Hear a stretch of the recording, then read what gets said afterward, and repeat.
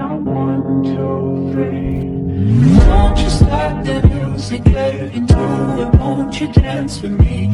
Find a place to lose it. You can do it. Won't you dance with me? Hi guys, today is going to be one part of a two-part series. It was going to be 3 parts, but I've decided to make it 2 instead, about your first pony basically, because a lot of you have been asking me like how do you know when you're ready for your first pony, and how do you know if you can afford it and things like that. And I thought it would be fun to do like a video all about the first one, which is what I'm doing today, is how to know when you're ready to get your first pony, and then the second one is going to be tips about buying your first pony. So obviously I am no expert. I have had a few ponies, but this is just kind of partly my mum's advice as well, because I've asked her, because she's bought quite a lot of ponies. But if I accidentally leave anything out, because I'm sure I will leave something out, please just comment it. And then other people will know about it, but I've tried my best to fit everything in. Hopefully I've remembered everything. Let's just get on with the video. I hope you guys enjoy. Make sure you like and subscribe, and we shall get on with it. And this is my pony Clyde, if this is the first time watching my videos. There are 3 main points that I've thought about, which are the cost, the time and the knowledge, which what you need before you get your first pony.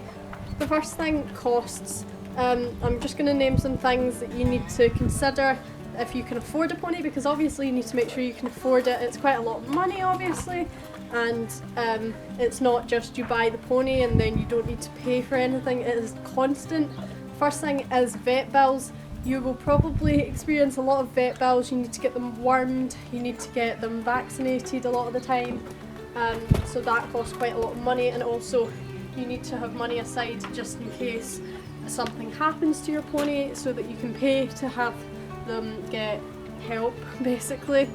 And also you might want to get insurance. I don't know much about insurance because my mum and dad sort that all out, but I think insurance makes it cheaper if your horse gets injured, but I'm not 100% sure on that, so please do not trust me.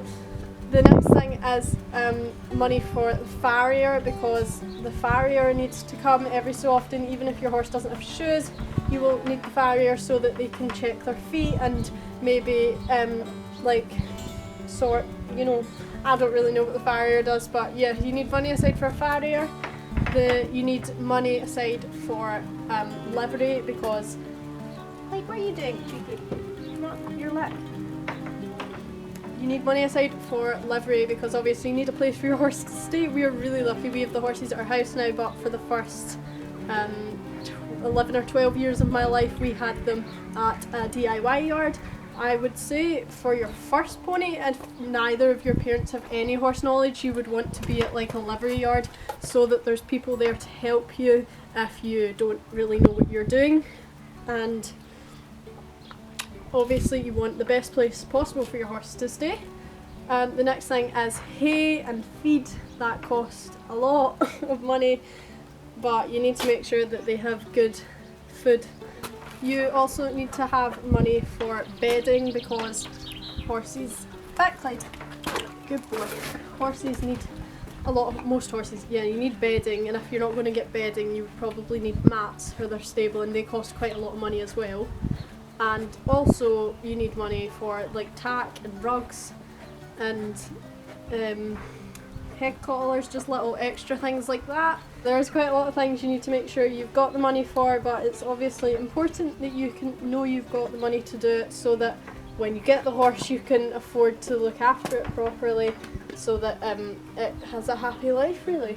The next point I'm going to talk about is knowledge. You want to make sure that you've got the knowledge before you get a horse. You don't want to buy a horse and then like not know what you're doing with the horse. What are you doing?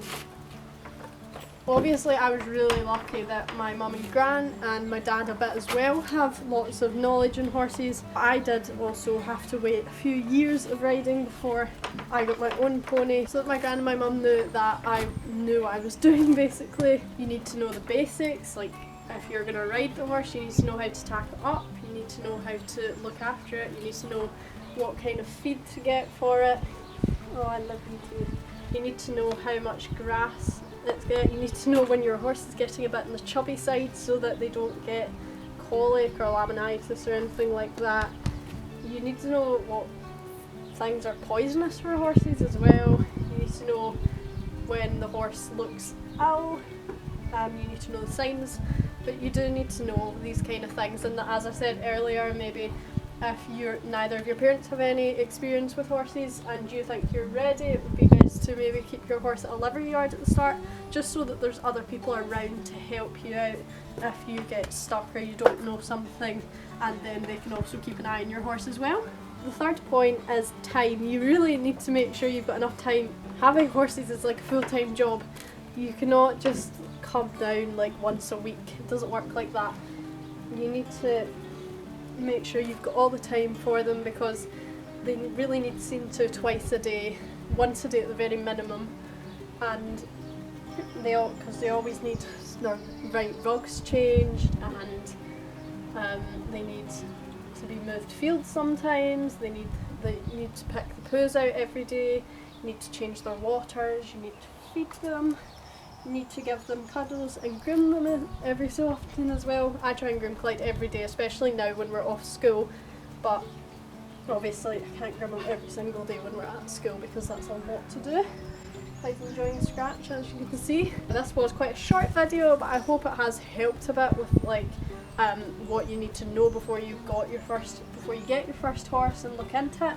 And the next video, which will be up on Thursday, I will be telling you all about kind of tips that from my experience, because I've tried out a lot of horses. I only tried out 2 before I got Clyde, but when I was looking for Heidi, we tried out a lot. We tried out at least 40 horses when we were looking for Heidi. It took us a year to get her. So I've got a lot of experience looking at horses, and you really want to make sure you get the right one. So I'll be giving you kind of tips and things to look out for. But I hope you guys have enjoyed this video, and I hope you like this little series so far, and hopefully I will see you in the next one. Bye! Get the beat, count 1, 2, 3. Don't you stop the music, get into it. Won't you dance with me? Find a place and lose it. You can do it. Won't you dance with me?